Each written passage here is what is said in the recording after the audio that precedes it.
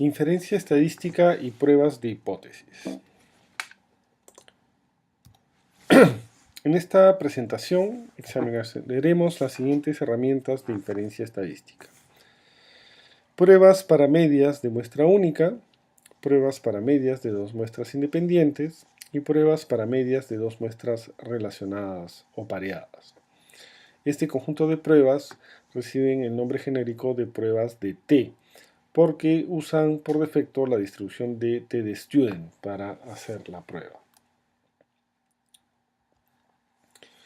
Lo primero que hay que hacer, como en ejemplos o sesiones anteriores, es cargar los datos de trabajo que provienen de la encuesta sobre familia y roles de género del 2012, realizada por el Instituto de Opinión Pública de la Pontificia Universidad Católica del Perú. Vamos a cargar los datos desde el SPSS con la función foreign, el paquete foreign. Estas son las variables con las cuales vamos a hacer algunos de los ejemplos en esta presentación. La edad ideal para que una mujer se case, la edad ideal para que un hombre se case, la edad en la que el entrevistado se casó, empezó a convivir, el número de hijos que tiene un entrevistado, las horas dedicadas al trabajo doméstico y las horas que la pareja le dedica al trabajo doméstico. Hay que acondicionar algunos de estos datos como hicimos en el video anterior y podemos proceder a realizar las pruebas de hipótesis para medias de muestra única.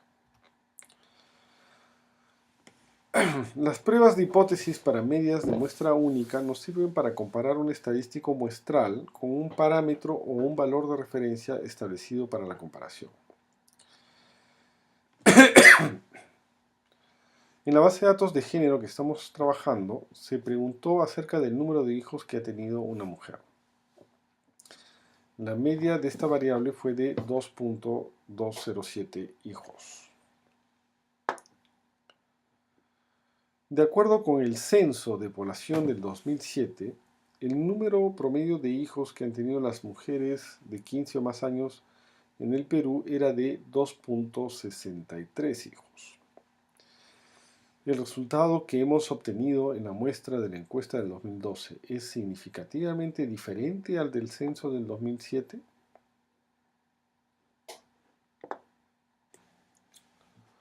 Para responder esta pregunta, vamos a proceder a realizar una prueba de hipótesis para medias de muestra única. De acuerdo con el texto de Ricci, en toda prueba de hipótesis es necesario considerar 5 pasos. Definir claramente la hipótesis 0 y la hipótesis alternativa, seleccionar la distribución de muestreo para la hipótesis 0, definir el nivel de significancia o alfa, calcular el estadístico de la prueba y decidir si se acepta o se rechaza la hipótesis 0. El paso 1 es formular las hipótesis. La hipótesis 0 se formula de la siguiente manera.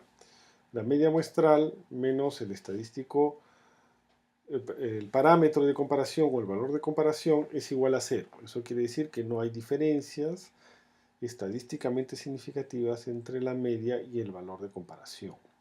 En nuestro caso, entre el promedio de hijos por mujer del 2012 respecto del promedio de hijos por mujer del censo del 2007. La hipótesis alternativa sostiene lo contrario, que sí hay diferencias entre estos dos datos. En el segundo paso se utiliza la distribución de muestreo de t_student. Estamos trabajando con el tipo de prueba llamado t_student. La distribución de t_student es una distribución simétrica que se aproxima a la normal conforme se incrementa el tamaño de la muestra, y por encima de 121 casos es una distribución prácticamente normal. Vamos a trabajar con un nivel de significancia del 5% o un alfa del 0.05. El estadístico de la prueba se calcula de la siguiente manera, ¿no? El valor de t o el valor del estadístico de la prueba será igual a la media muestral menos el valor de comparación sobre el error estándar del estadístico muestral. En el R, el comando para realizar una prueba de t para una media de una muestra única, es t.test, la variable que se va a analizar, y el valor de comparación. En este caso, mu es igual a 2.63. Y el output que arroja es el que podemos ver en la pantalla. En primer lugar, nos indica los datos que estamos usando, la variable P44A, que es el número de hijos por mujer, promedio de hijos por mujer. La segunda línea contiene los resultados de la prueba. En primer lugar, el estadístico de la prueba, que es un valor de t igual a menos 5.056, seguido de los grados de libertad o degrees of freedom de la prueba. Los grados de libertad es igual al tamaño de la muestra, o n menos 1, para el caso de una prueba de una muestra. Y en tercer lugar, el p-value, o la probabilidad del estadístico de la prueba, también conocida como la significancia del estadístico de la prueba. En este caso es 5.669 e a la menos 0,7. E a la menos 0,7 es una forma de notación para números que tienen muchos ceros después del punto decimal. En este caso nos indica que debemos mover el punto decimal 7 espacios hacia la izquierda. Es decir, el p-value será 0.70569. Es decir, una probabilidad muy pequeña. La siguiente línea nos dice cuál es la hipótesis alternativa a la hipótesis 0, ¿no? La hipótesis alternativa especifica que la media verdadera no es igual a 2.63.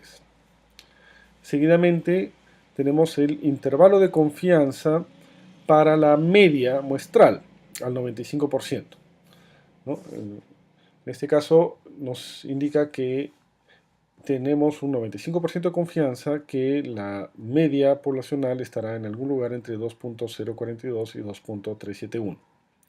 Y finalmente, la media de la muestra, que es 2.207, que ese dato ya lo teníamos. El quinto paso de una prueba de hipótesis es tomar una decisión. Para tomar una decisión, ya sea ubicamos el estadístico de la prueba o valor de t dentro de la distribución de muestreo para ver si cae en una zona de alta o baja probabilidad. La otra posibilidad es fijarnos directamente en el p-value o la significancia del estadístico de la prueba. Y la regla para tomar una decisión es la siguiente. Si el p-value o la significancia del estadístico de la prueba es menor al nivel de significancia que hemos fijado, se rechaza la hipótesis 0 y se adopta la hipótesis 1. Si el p-value o la significancia del estadístico de la prueba es mayor o igual al nivel de significancia que hemos adoptado, se acepta la hipótesis 0. En nuestro caso, estamos adoptando un nivel de significancia del 5% o un alfa igual a 0.05. Como el p-value es menor a este alfa, la decisión es rechazar la hipótesis 0.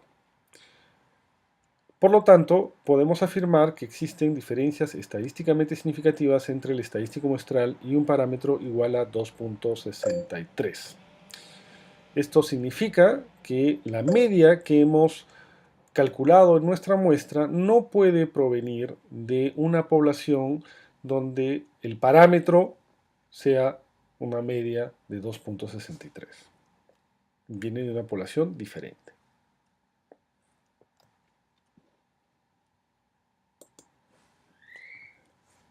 Acá vamos a utilizar otro ejemplo. Podemos preguntarnos si las mujeres le dedican a realizar labores domésticas en su hogar más de 30 horas semanales. Es decir, vamos a comparar el promedio de horas semanales que las mujeres le dedican a labores domésticas en su hogar con un parámetro o un valor de comparación de 30 horas semanales. Pedimos el t-test con este comando, ¿no? La variable género p19ar, que es el número de horas dedicadas a labores domésticas en el hogar, para los casos donde la variable sexo es igual a femenino. Es decir, seleccionamos solamente las mujeres. Y el parámetro de comparación es un promedio de 30 horas semanales, mu igual a 30. Tenemos los resultados de la prueba, un valor de t igual a 1.383 con 608 grados de libertad, es decir, 609 casos, y un p-value o significancia del estadístico de la prueba igual a 0.167. Ahí también se nos muestra el intervalo de confianza para la media al 95% y la media muestral, que es 31.2. Si consideramos un alfa igual a 0.05 o 5%, un nivel de significancia para la prueba del 5%, notamos que el p-value o la significancia del estadístico de la prueba es menor. Por lo tanto, en este caso se acepta la hipótesis cero. Pero nuestra conclusión es que no podemos afirmar que existan diferencias estadísticamente significativas entre la media de la muestra y un valor de comparación igual a 30 horas.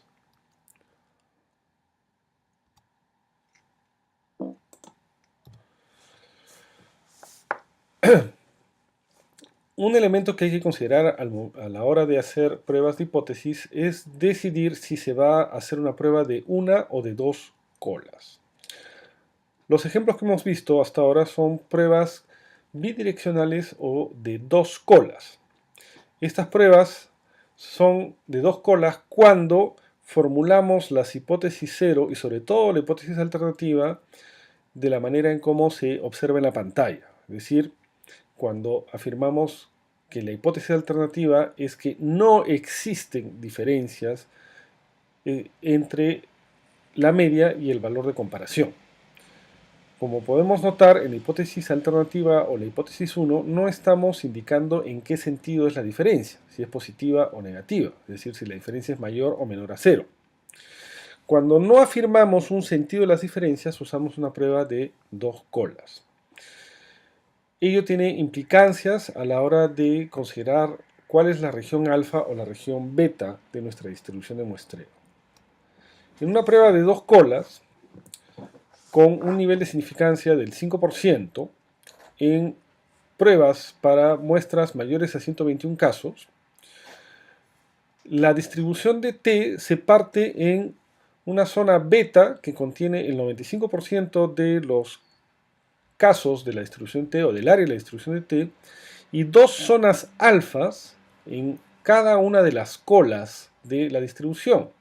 Es decir, vamos a tener una zona alfa positiva y una zona alfa negativa. Cada zona representa el 2.5% del área de la distribución y juntas indican el nivel de significancia del 5%.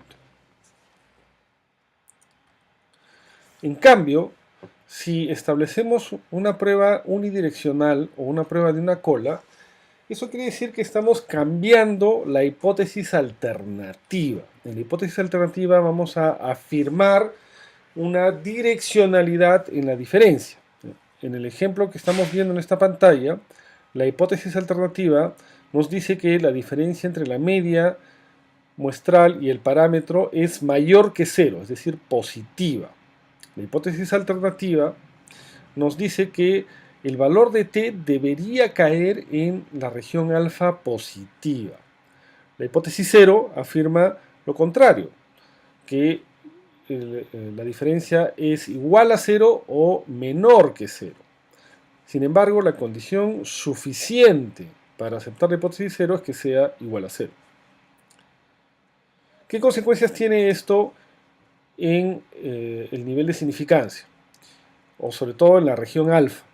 Cuando tenemos una cola o una prueba unidireccional, para el mismo nivel de significancia, el estadístico de comparación de la prueba o el valor crítico de la distribución de muestreo para la prueba va a cambiar. En el caso de una prueba de una cola con un nivel de significancia del 0.05%, el valor crítico de t para muestras mayores a 121 casos es 1.645, como se aprecia en la pantalla, ¿no? Es decir, por encima de un valor de t igual a 1.645 se encuentra solamente el 5% de los casos. Acá no estamos considerando la cola negativa. En cambio, en una prueba de 2 colas, el valor crítico es más menos 1.96 para un nivel de significancia del 5%. Es decir, entre estos dos valores se encuentra exactamente el 95% de la distribución. Veamos en un ejemplo cuál es la diferencia entre usar una prueba de una y de 2 colas.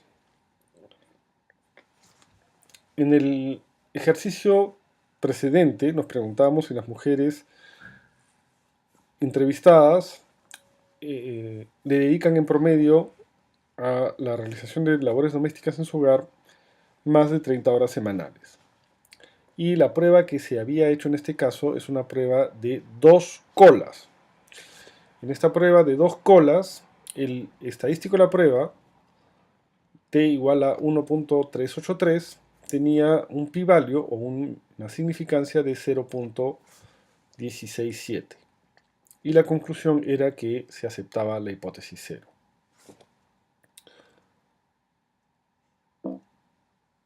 Para pedir una prueba de 2 colas, lo que vamos a poner acá es que la hipótesis alternativa implique que la media de la muestra, que es 31.2, sea mayor que el valor de comparación, que es igual a 30. Entonces añadimos esta opción al comando, que es la hipótesis alternativa supone que la media muestral es mayor que el parámetro de comparación. Al fijar esta opción, el programa va a calcular la probabilidad del estadístico de la prueba considerando solamente una cola, es decir, el lado derecho o positivo de la distribución de muestreo.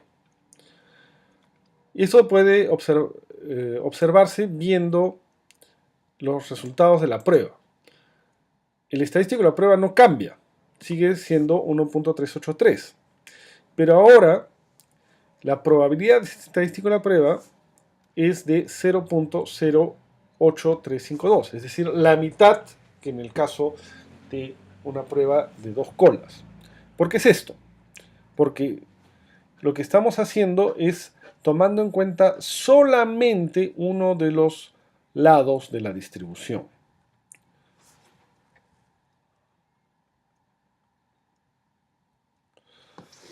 ¿Qué consecuencias prácticas tiene esto? Cuando utilizamos una prueba de una cola, nuestro estándar para decidir si se acepta o se rechaza la hipótesis 0 va a ser algo menor, porque le estamos dando más chances a la posibilidad de rechazar la hipótesis 0. Esto puede verse claramente comparando los p-values del mismo estadístico de la prueba en estos dos supuestos. En una prueba de una cola el p-value es de 0.08 y en una prueba de 2 colas es de 0.16. En ambos casos estamos rechazando la hipótesis 0. Pero supongamos que en vez de usar un nivel de significancia del 5%, usemos un nivel de significancia del 10%. Con un nivel de significancia del 10%, en una prueba de una cola vamos a rechazar la hipótesis 0, porque el p-value es menor al nivel de significancia. En cambio, en una prueba de 2 colas, con un nivel de significancia del 10%, vamos a aceptar la hipótesis 0, porque el p-value es mayor que este nivel de significancia del 10%.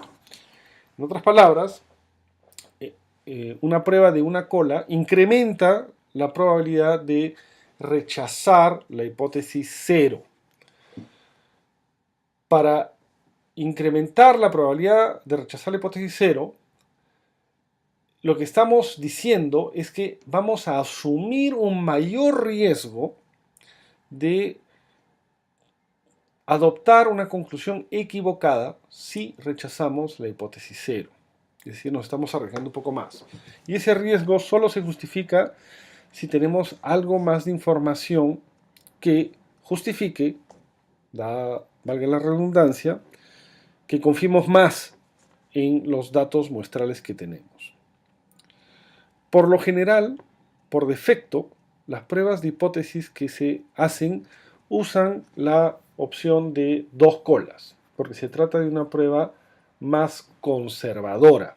es decir, una prueba que incrementa la probabilidad de aceptar la hipótesis cero, ¿no? Una regla que puede adoptarse en el análisis estadístico es tratar de ser relativamente conservador.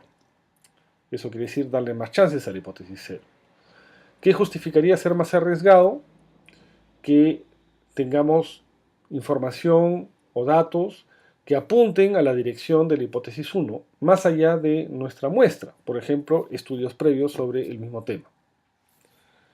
En todo caso, esta decisión de arriesgarse más o menos a rechazar la hipótesis cero es algo que el investigador debe evaluar en función tanto de la calidad de los datos con los que está trabajando como del estado de la cuestión del problema que está estudiando.